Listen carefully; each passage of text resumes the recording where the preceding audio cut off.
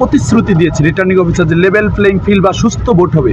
এখন তো ভোট প্রায় 2 ঘন্টা অতিক্রম হলো, কেমন দেখতেছেন পরিবেশ? না, আমি সুস্থ পরিবেশ দেখতেছি এবং নির্বাচন কমিশনের প্রতি আমি গভীর কৃতজ্ঞতা জানাচ্ছি।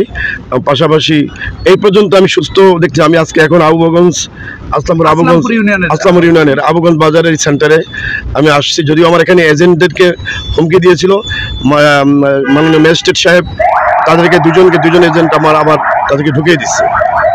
এর জন্য আমি ম্যাজিস্ট্রেট সাহেবের প্রতি কৃতজ্ঞ এবং প্রশাসন যথেষ্ট পরিমাণ নিরপেক্ষ এবং সুস্থ নির্বাচনের পক্ষে।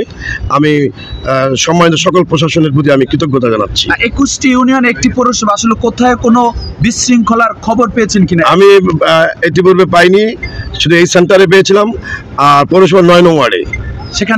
সেখানে অনেক সমস্যা করতেছে আমি শুনতে পারতেছি, এবং ওখানে আমাকে জানাইছে আরেকজন প্রার্থীর এজেন্টরা, আমার অন্য প্রার্থীর এজেন্ট জানাচ্ছে যে এখানে জাল ভোটের চিন্তা ভাবনা করতেছে এবং ভোট কেন্দ্র নিয়ন্ত্রণে নিয়ে গেছে, এই ধরনের কথাবার্তা আসতেছে।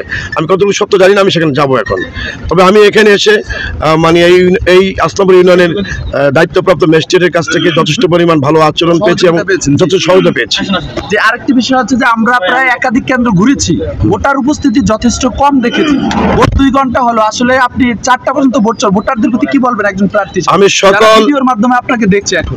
আমি চরপেশন উপজেলার সকল আমার প্রাণপ্রিয় ভোটার ভাইদেরকে বলবো এবং মা বোনদেরকে বলবো যে আপনারা নির্ভয় ভোট কেন্দ্রে আসেন এবং খুব সুস্থ ভোট হচ্ছে, কোনো রকমের ভয়ভীতিকে আমরা কানে নেবেন না। এবং চরপেশনে যারা ভোটের প্রশাসনের দায়িত্বে আছেন সবাই অত্যন্ত নিরপেক্ষ এবং সাহসী ভূমিকা পালন করতেছে সুস্থ নির্বাচনের বাস্তবায়নের ক্ষেত্রে। সুস্থ নির্বাচন হলে আপনি কতটা আশাবাদী?